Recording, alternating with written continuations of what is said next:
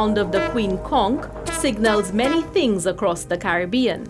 For some, particularly in the OECS territories of Grenada, St. Lucia, and St. Vincent and the Grenadines, it is the call of opportunity. You could pay your bills, feed your family.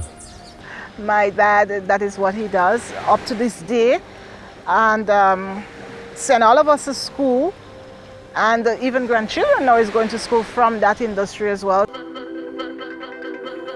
In October 2020, the OECS, in collaboration with the United Nations Conference on Trade and Development and CITES, launched the Blue Biotrade Project. It was financed by the European Union through the RIGHT program. I want to situate this in the context of the OECS Commission's work plan.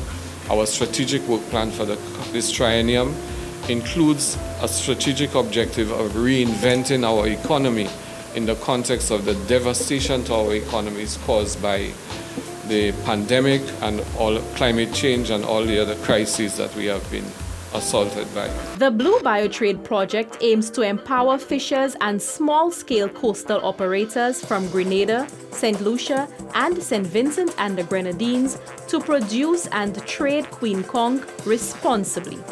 We need to understand that in biodiversity, sustainability is important so that those benefiting from the activity or in the activity can continue doing that for generations. The Convention on International Trade in Endangered Species of Wild Fauna and Flora, popularly known as CITES, provides guidance on the sustainable management of this invaluable resource. In terms of conch, once you're exporting the meat, you would require a CITES permit from St. Lucia. If you are importing it, you would require a CITES permit from the country of origin.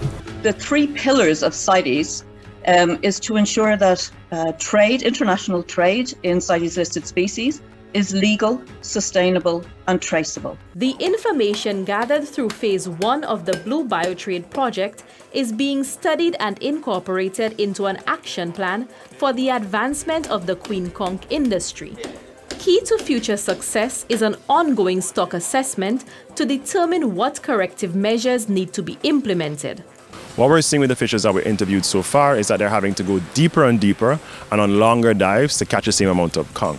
Most times about 80 to 100 feet, but there are places where that you have to go to about 115, 120 feet sometimes.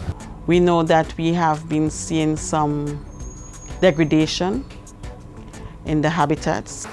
The silt from development on land affects the grass, the seagrass, which they live on. Presently, the Queen Conch is also under threat due to issues such as overfishing and climate change. The Queen Conch is widely regarded as a delicacy, and many believe there is potential to explore new ways of enjoying the seafood regionally and internationally.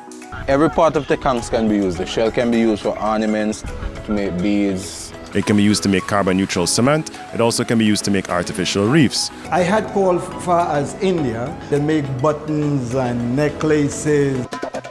In 2020, conch made up 62.7% of St. Vincent's exported fish and fish products. We ship, as I mentioned, to Dubai.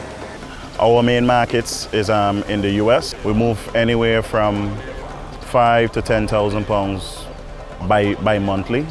In Miami presently, a pound of conch is $30 US.